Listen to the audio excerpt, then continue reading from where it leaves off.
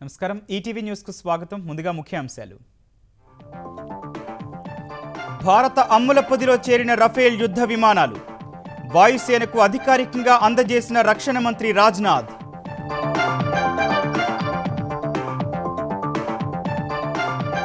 అంతర్వేది ఘటనపై CBI దర్యాప్తునకు CM నిర్ణయం. కేంద్ర హోంశాఖకు డీజీపీ లేఖ. రేపు నిర్ణయం వచ్చే అవకాశం. రాజధానిపై రాష్ట్రాలదే తుది నిర్ణయమన్న కేంద్రం. ఏపీ హైకోర్టులో అదనపు అఫిడవిట్. తమ జోక్యం ఉండదని వెల్లడి. తెలంగాణ సమస్యలపై కేంద్రాన్ని నిలదీయాలని తెరాస పార్లమెంటరీ పార్టీ నిర్ణయం. ఎంపీలకు సీఎం కేసీఆర్ మార్గనిర్దేశం.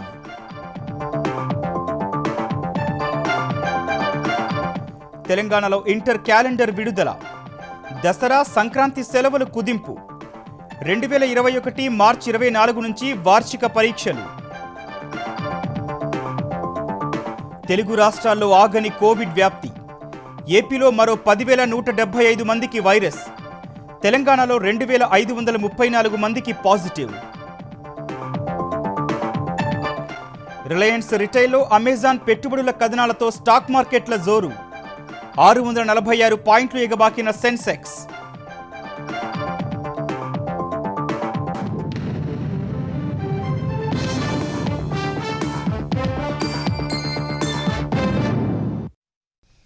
చైనాతో సరిహద్దు వద్ద ఉద్రిక్తతలు తీవ్రస్థాయికి చేరిన వేళ అత్యాధునిక రఫేల్ యుద్ధ విమానాలు భారత్ అమ్ముల పొదిలో చేరాయి. హర్యానాలోని అంబాలా ఎయిర్ బేస్లో జరిగిన కార్యక్రమంలో రక్షణ మంత్రి రాజ్నాథ్ సింగ్ వాయుసేన ఎయిర్ చీఫ్ మార్షల్ ఆర్కేఎస్ భదౌరియాకు రఫేల్ యుద్ధ విమానాలను లాంఛనంగా అందజేశారు. జల ఫిరంగుల వందన కార్యక్రమంతో రఫేల్ జెట్స్ అధికారికంగా వైమానిక దళంలో చేరాయి.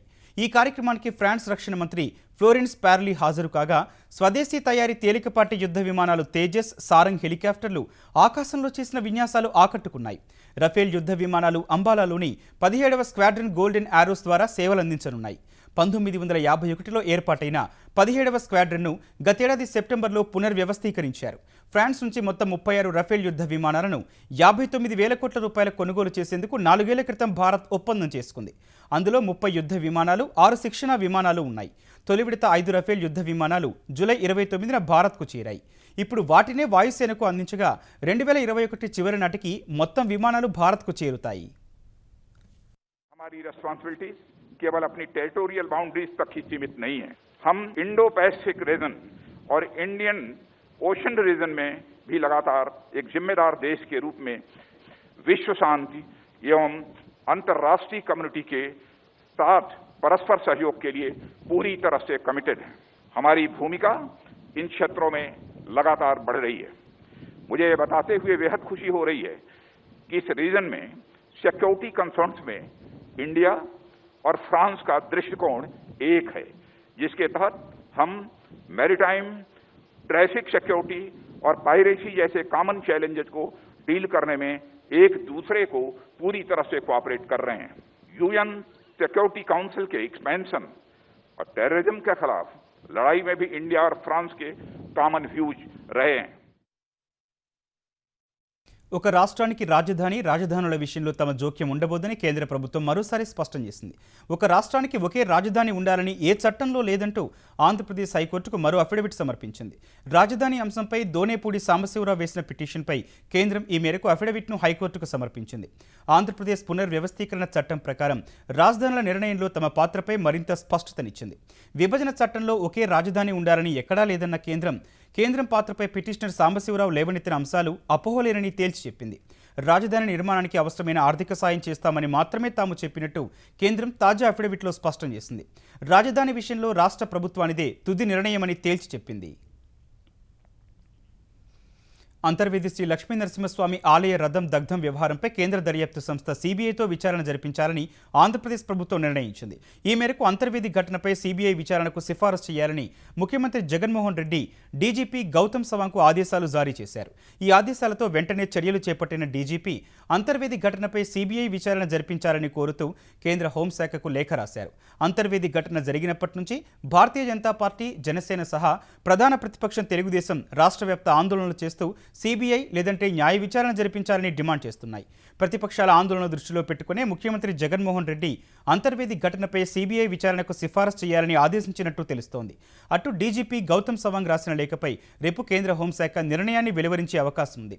అంతకుముందు అంతర్వేది ఘటన తర్వాత తలెత్తిన పరిస్థితులు చక్కదిద్దేందుకు దేవస్థానానికి ప్రత్యేక అధికారిని నియమిస్తూ ఏపీ సర్కార్ ఉత్తర్వులు ఇచ్చింది. ఈ మేరకు ప్రత్యేక అధికారిగా దేవాదాయ శాఖ అదనపు కమిషనర్ రామచంద్రమోహన్ను నియమించింది.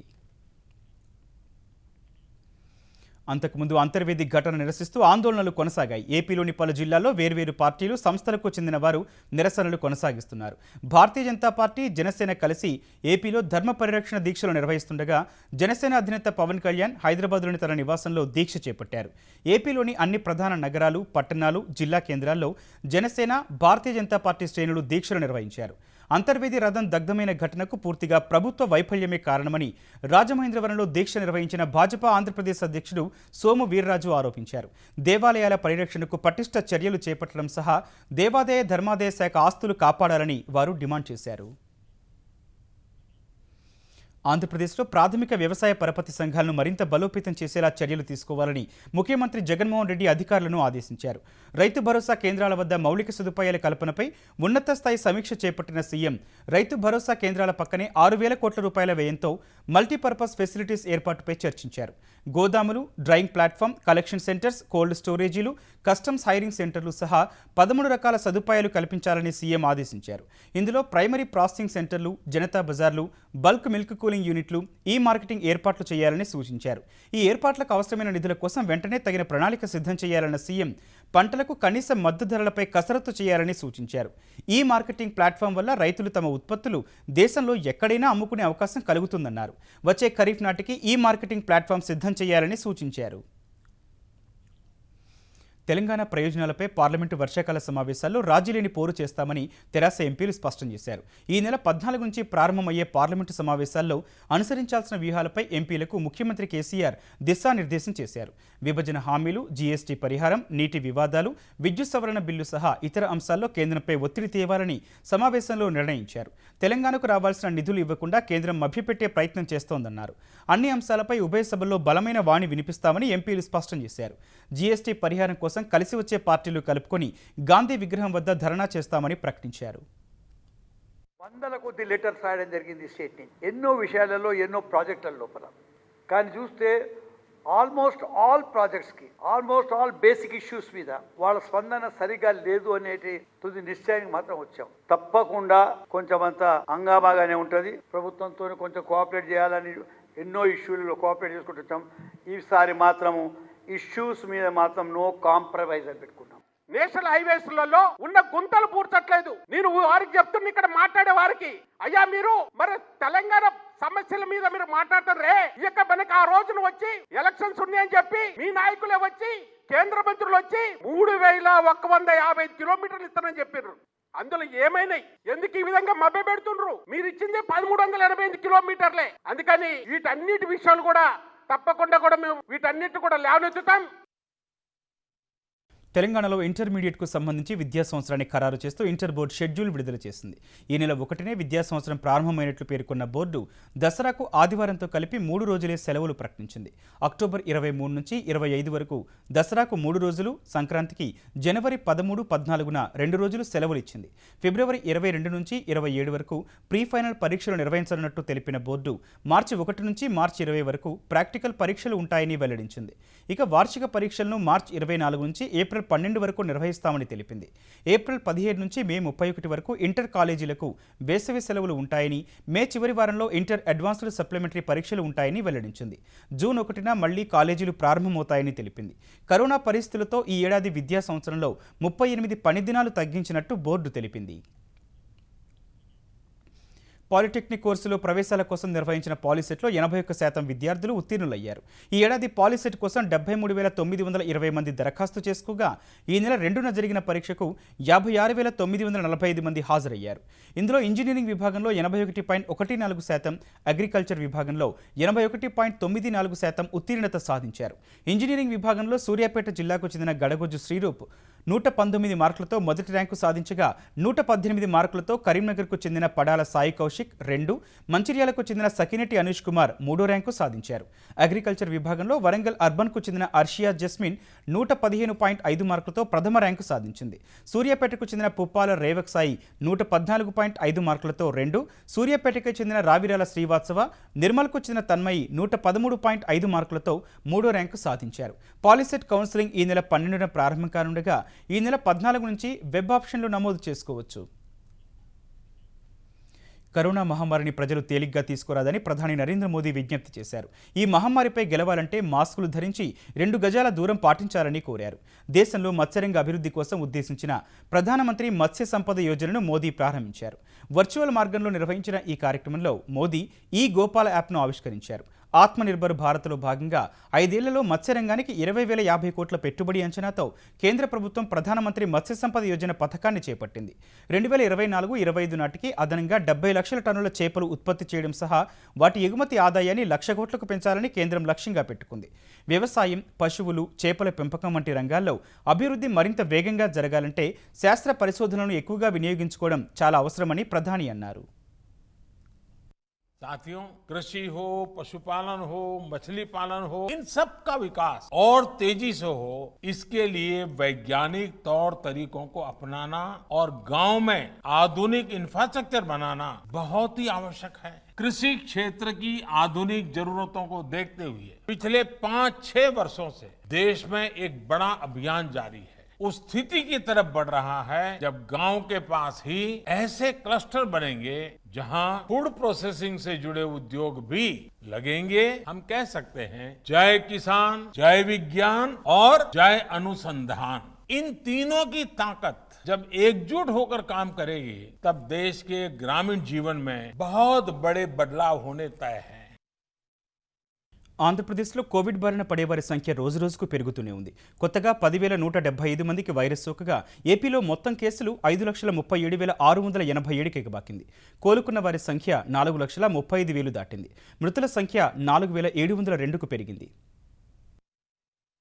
ఆంధ్రప్రదేశ్లో నిన్న ఉదయం 9 గంటల నుంచి ఈ ఉదయం 9 గంటల వరకు 72,229 మందికి కరోనా పరీక్షలు చేయగా 10,175 మంది వైరస్ బారిన పడినట్టు ఏపీ వైద్య ఆరోగ్య శాఖ తెలిపింది. ఈ కేసులతో ఏపీలో బాధితుల సంఖ్య 5,37,687కు పెరిగింది. కొత్తగా 10,040 మంది కోలుకోగా మొత్తం కోలుకున్న వారి సంఖ్య 4,35,647కు చేరింది. ప్రస్తుతం ఏపీలో 97,338 మంది చికిత్స పొందుతున్నారు. కరోనాతో మరో 68 మంది చనిపోగా ఏపీలో మరణాల సంఖ్య 4,702కు చేరింది. కోవిడ్ బారిన పడి చిత్తూరు, కడప, నెల్లూరు జిల్లాల్లో 9 మంది చొప్పున, కృష్ణా, ప్రకాశం జిల్లాల్లో 7 చొప్పున, అనంతపురంలో 6, తూర్పుగోదావరి, పశ్చిమ గోదావరి జిల్లాల్లో 5 చొప్పున, శ్రీకాకుళం, విశాఖపట్నం జిల్లాల్లో 4 చొప్పున, గుంటూరులో 2, విజయనగరంలో 1 వైరస్ బారిన పడి చనిపోయారు. కొత్త కేసుల్లో తూర్పుగోదావరి జిల్లాలో అత్యధికంగా 1,412 ఉంటే ప్రకాశంలో 1,386, పశ్చిమ గోదావరిలో 1,139, చిత్తూరులో 968, గుంటూరులో 838, నెల్లూరులో 823, శ్రీకాకుళంలో 664, కడపలో 576, కృష్ణాలో 545, విజయనగరంలో 516, కర్నూలులో 482, అనంతపురంలో 422, విశాఖపట్నంలో 404 కరోనా కేసులు నిర్ధారణ అయినట్లు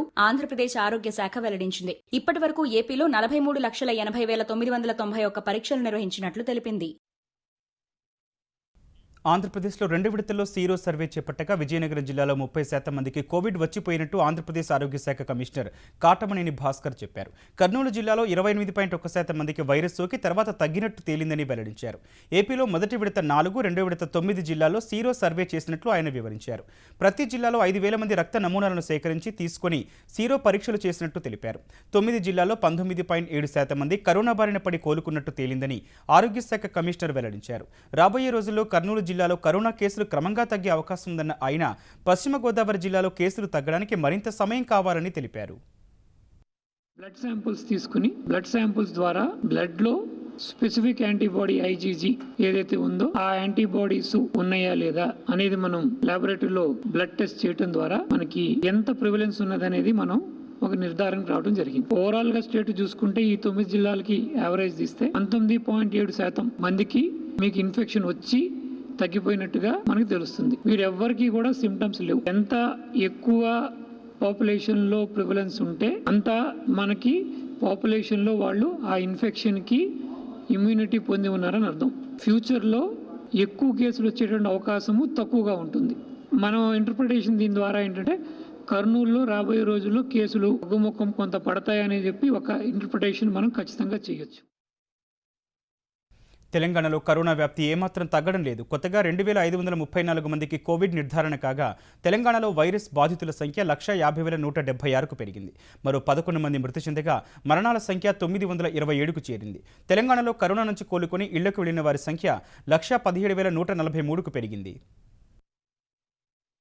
తెలంగాణలో మంగళవారం రాత్రి 8 నుంచి బుధవారం రాత్రి 8 గంటల వరకు 63,017 మంది పరీక్షల ఫలితాలు వెలువడగా 2,534 కొత్త కేసులు బయటపడ్డాయి. ఫలితంగా తెలంగాణలో కోవిడ్ సోకిన వారి సంఖ్య 150,176కు పెరిగింది. తెలంగాణలో కొత్తగా 2,071 మంది వ్యాధి నుంచి కోలుకోగా రికవరీల సంఖ్య 117,143కు ఎగబాకింది. ప్రస్తుతం తెలంగాణలో 32,106 మంది చికిత్స పొందుతున్నారు. తెలంగాణలో రికవరీ రేటు 78% చేరినట్లు తెలంగాణ వైద్యారోగ్య శాఖ తెలిపింది. మరో 11 మంది చనిపోగా మరణాల సంఖ్య 927కు చేరింది. మరణాల రేటు 0.61% తగ్గినట్టు ఆరోగ్య శాఖ తెలిపింది. కొత్త కేసుల్లో జీహెచ్ఎంసీ పరిధిలో 327 ఉంటే రంగారెడ్డిలో 195, నల్గొండలో 149, మేడ్చల్లో 132, వరంగల్ అర్బన్ లో 124, కామారెడ్డిలో 123, ఖమ్మంలో 109, కరీంనగర్లో 107, సిద్దిపేటలో 103 కేసులు బయటపడ్డాయి. సంగారెడ్డి జిల్లాలో 96 మంది వైరస్ బారిన పడితే నిజామాబాద్లో 90, సూర్యాపేటలో 83, భద్రాద్రిలో 81, మహబూబాబాద్లో 73, జగిత్యాలలో 65, మంచిర్యాలలో 64, నాగర్ కర్నూలులో 62, పెద్దపల్లిలో 58,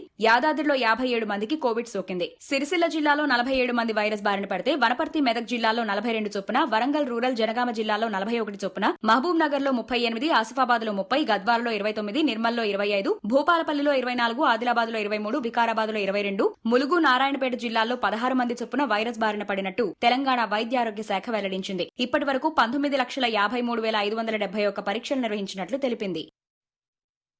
కోవిడ్ చికిత్సకు కొన్ని కార్పొరేట్, ప్రైవేటు ఆసుపత్రులు లక్షల్లో ఫీజులు వసూలు చేయడం దారుణమని తెలంగాణ వైద్యారోగ్య శాఖ మంత్రి ఈటెల రాజేందర్ మండిపడ్డారు. సాధారణ కరోనా బాధితునికి చికిత్స చేసేందుకు 10,000 కూడా ఖర్చు కాదన్న ఆయన లక్షల్లో బిల్లులు వేయడం సరికాదన్నారు. శాసనమండలిలో కరోనా చికిత్సపై జరిగిన చర్చలో ప్రభుత్వ ఆసుపత్రుల్లో మౌలిక వసతుల కొరత తీవ్రంగా ఉందని, అందుకే ప్రజలు ప్రైవేటు ఆసుపత్రులకు వెళ్తున్నారని విపక్ష సభ్యులు చెప్పారు. ఈ వాదనను తోసిపుచ్చిన ఈటెల ప్రభుత్వ వైద్యంపై కొందరు అవాస్తవాలు ప్రచారం చేస్తున్నారని ఆరోపించారు. పీహెచ్సీ స్థాయికి చికిత్సను వికేంద్రీకరించామన్నారు. ఎన్ని పాజిటివ్ కేసులు వచ్చినప్పటికీ ప్రభుత్వం సంసిద్ధంగా ఉందని పునరుద్ఘాటించారు. టాస్క్ ఫోర్స్ కమిటీతో కార్పొరేట్ ఆసుపత్రుల్లో ఫీజులను నియంత్రించనున్నట్టు చెప్పారు. మొత్తం ఈ కరోనా పేషెంట్కి మనం కనుక వెంటిలేటర్ మీద పెట్టకపోతే అయ్యేటువంటి ఖర్చు 10,000 రూపాయలు కూడా కాదు. ఒకవేళ ఐసీయూలో పెడితే ఇంకో 50,000 రూపాయలు ఖర్చు అవుతుంది కావచ్చు, ఆక్సిజన్ ప్లస్ మందులు. ఒకవేళ వెంటిలేటర్ మీద పెట్టినా కూడా మనకు అయితే గీతే ఓ 2 లక్షలు 2 లక్షల రూపాయలు ఖర్చు అవుతుంది. కానీ మనం చూస్తున్నాం 20 లక్షల రూపాయలు, 25 లక్షల రూపాయలు, 30 లక్షల రూపాయలు, 15 లక్షలు కట్టినన్నా ఇంకా 3 లక్షల రూపాయలు ఇవ్వాలట, ఇవ్వకపోతే డెడ్ బాడీ ఇస్తారట అనేటువంటి వార్తలు వచ్చినప్పుడు నేను ఒక 3 సార్లు పిలిపించాను. ఏం మనుషులు మీరు, ఇదేనా మీది అంటే ఎప్పటి నుంచో ఉన్న లాసెస్ అన్ని కూడా కవర్ చేసుకొని డబ్బులు సంపాదించుకునే సందర్భం ఇది సిగ్గుతో తలదించుకునేది. మీకు ఏం సంపాదించుకుంటే తెలియదు కానీ జీవితంలో కార్పొరేట్ హాస్పిటళ్ళు, ప్రైవేట్ హాస్పిటళ్ళు పెద్ద ఎత్తున మూట కట్టుకుంటున్నాయి. ప్రజాగ్రహానికి గురికాక తప్పస్సుమా, నీకు ఇంతకంటే చెప్పిస్తలేనని చెప్పిన అధ్యక్ష ఒక అష్యూరెన్స్ మాత్రం ఏదాల్చుకున్నా ప్రభుత్వ పరంగా ఎన్ని వేల కోట్ల రూపాయలు ఖర్చు పెట్టడానికైనా సిద్ధంగా ఉన్నది, ఎన్ని మందులు కొనడానికైనా సిద్ధంగా ఉన్నది. డిగ్రీ, పీజీ చివరి సెమిస్టర్ పరీక్షలను ఆన్లైన్లో నిర్వహించగలరని తెలంగాణ ప్రభుత్వాన్ని హైకోర్టు అడిగింది. కరోనా పరిస్థితుల్లో ఎవరైనా విద్యార్థులు పరీక్ష రాయలేకపోతే సప్లిమెంటరీలో రాసినప్పుడు రెగ్యులర్గా పరిగణించగలరా అని తెలపాలని ఆదేశించింది. చివరి సెమిస్టర్ పరీక్షలను రద్దు చేయాలని కోరుతూ ఎన్ఎస్యుఐ వేసిన పిటిషన్పై హైకోర్టులో ఇవాళ విచారణ జరిగింది. ఈ విచారణలో పరీక్షలు వాయిదా వేయాలని కోరిన ఎన్ఎస్యుఐ ఇప్పుడు పరీక్షలు నిర్వహిస్తే అభ్యంతరం లేదని, సెప్టెంబర్ తర్వాత ఆన్లైన్లో జరపాలని కోరింది.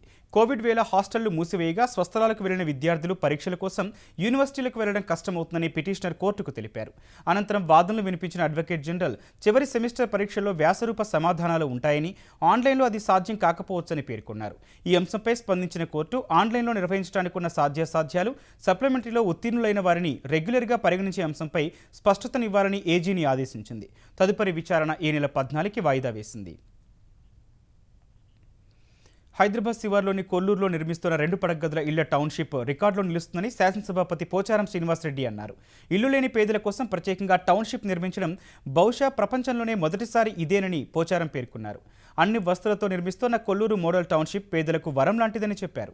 మంత్రులు కేటీఆర్, ప్రశాంత్ రెడ్డితో కలిసి కొల్లూరు టౌన్షిప్ పనులను పరిశీలించిన స్పీకర్ దేశంలోనే పేదల హౌసింగ్ కార్యక్రమాల్లో కొల్లూరు ఆదర్శమైన ప్రాజెక్టుగా నిలుస్తుందన్నారు. ప్రభుత్వం ప్రతిష్టాత్మకంగా నిర్మిస్తోన్న డబుల్ బెడ్రూమ్ ఇళ్ల నిర్మాణం చురుగ్గా సాగుతోందని, జీహెచ్ఎంసీ పరిధిలో సుమారు 1,00,000 ఇళ్ల నిర్మాణం కొనసాగుతోందని కేటీఆర్ పేర్కొన్నారు. ఈ ఏడాది డిసెంబర్ నాటికి 85,000 ఇళ్లను పేదలకు అందిస్తామన్నారు. అంతరిక్షంలోకి అడుగుపెట్టిన తొలి భారత సంతతి మహిళగా రికార్డు సృష్టించిన దివంగత వ్యోమగామి కల్పనా చావ్లాకు సమున్నత గౌరవం దక్కింది. అంతర్జాతీయ అంతరిక్ష కేంద్రానికి తాము పంపనున్న NG-14 వ్యోమనౌకకు అమెరికా అంతరిక్ష సంస్థ నార్థ్రాప్ గ్రూమన్ కల్పనా చావ్లా పేరు నిర్ణయించింది. అమెరికా రక్షణ శాఖతో కలిసి నార్థ్రాప్ గ్రూమన్ NG-14 వ్యోమనౌకకు అంతర్జాతీయ అంతరిక్ష కేంద్రానికి పంపనుంది. మానవ సహిత అంతరిక్ష యాత్రలపై ఆమె సుదీర్ఘకాలం ప్రభావం చూపేంత కృషి చేశారని, అందుకే తమ వ్యోమనౌకకు ఆమె పేరు పెట్టాలని నిర్ణయించినట్లు నార్థ్రాప్ గ్రూమన్ తెలిపింది. కొలంబియా వ్యోమనౌకలో ఆమె జరిపిన ప్రయోగం వ్యోమగాముల ఆరోగ్యం, భద్రతకు సంబంధించి వివరాలు తెలుసుకునేందుకు దోహదం చేసిందని గ్రూమన్ ప్రశంసించింది. ఈ నెల 29న NG-14 వ్యోమనౌకను నార్థ్రాప్ గ్రూమన్ సంస్థ రోదస్సిలోకి పంపనుంది. వేర్వేరు కేసుల్లో నేరారోపణలు ఎదుర్కొంటున్న వారు ఎన్నికల్లో పోటీ చేయకుండా నిషేధం విధించాలని దాఖలైన పిటిషన్పై వైఖరి తెలియజేయాలని కేంద్రానికి సుప్రీంకోర్టు నోటీసులు జారీ చేసింది. ఇందుకు 6 వారాల గడువు ఇచ్చింది. చట్టసభ సభ్యులపై ఉన్న నేరారోపణ కేసును సాధ్యమైనంత త్వరగా పరిష్కరించాలంటూ దాఖలైన ప్రజా ప్రయోజన వ్యాజ్యంపై జస్టిస్ ఎన్వి రమణ నేతృత్వంలోని ధర్మాసనం విచారణ చేపట్టింది. ఈ విచారణలో నేరారోపణ ఉన్న నేతలు జీవితకాలం ఎన్నికల్లో పోటీ చేయకూడదనే సవరణతో మరో అప్లికేషన్ను పిటిషనర్ ధర్మాసనానికి సమర్పించారు. అటు నేరారోపణలు ఎదుర్కొంటున్న ప్రజా ప్రతినిధులకు సంబంధించి అమికస్ క్యూరీ రాష్ట్రాల వారీగా ఇచ్చిన ఎంపీలు, ఎమ్మెల్యేల నివేదికను పరిశీలిస్తామని ధర్మాసనం తెలిపింది. ప్రస్తుతం దేశంలో ప్రస్తుత మాజీ ప్రజా ప్రతినిధులపై 4,000కు పైనే క్రిమినల్ కేసులు పెండింగ్లో ఉన్నట్టు అమికస్ క్యూరీ తన నివేదికలో వెల్లడించారు. సెప్టెంబర్ 14న జరగనున్న రాజ్యసభ డిప్యూటీ చైర్మన్ పదవికి తమ ఉమ్మడి అభ్యర్థిగా ఆర్జేడీ నేత మనోజ్ ఝాను నిలపాలని విపక్షాలు నిర్ణయించాయి. మనోజ్ ఝా శుక్రవారం నామినేషన్ దాఖలు చేయనుండగా కాంగ్రెస్, తృణమూల్ కాంగ్రెస్, డీఎంకే, ఆమ్ ఆద్మీ పార్టీ, వామపక్షాలకు చెందిన నేతలు ఈ కార్యక్రమానికి హాజరు కానున్నారు. అధికార పార్టీ అభ్యర్థిగా ఇప్పటివరకు డిప్యూటీ చైర్మన్గా వ్యవహరించిన జేడీయూ నేత హరివంశ్ పోటీలో ఉన్నారు. రిటైల్ విభాగంలో గణనీయమైన వాటాను రిలయన్స్ ఇండస్ట్రీస్ అమెజాన్కు విక్రయించనుందనే వార్తల మధ్య దేశీయ స్టాక్ మార్కెట్లు భారీ లాభాల్లో ముగిశాయి. గత 2 సెషన్లో నష్టాల్లో ముగిసిన సెన్సెక్స్ ఇవాళ ఏకంగా 646 పాయింట్లు ఎగబాకింది. ఈ ఉదయం 38,517 పాయింట్ల వద్ద ప్రారంభమైన సూచి మొదటి నుంచి లభించిన కొనుగోళ్ల మద్దతుతో 38,878 పాయింట్ల గరిష్ట స్థాయిని తాకింది. చాలాసేపు అదే స్థాయిలో కొనసాగిన సూచి ఒక దశలో 38,367 పాయింట్ల కనిష్ట స్థాయిని తాకింది. ఆ తర్వాత మళ్లీ పుంజుకొని 38,840 పాయింట్ల వద్ద ముగిసింది. జాతీయ స్టాక్ ఎక్స్చేంజ్ సూచీ నిఫ్టీ 171 పాయింట్లు లాభపడి 11,449 పాయింట్ల వద్ద ముగిసింది. రిటైల్ విభాగంలో 40% వాటాను అమెజాన్కు అమ్మేందుకు రిలయన్స్ ఇండస్ట్రీస్ చర్చలు జరుపుతోందనే కథనాల మధ్య ఆ సంస్థ వాటాలు 8.45% పెరిగి $2,344 జీవితకాల గరిష్టానికి చేరింది. ఈ వృద్ధితో $200 బిలియన్ మార్కెట్ విలువ పొందిన మొట్టమొదటి భారత సంస్థగా రిలయన్స్ అవతరించింది. ఈటీవీ న్యూస్ సమాప్తం. నమస్కారం.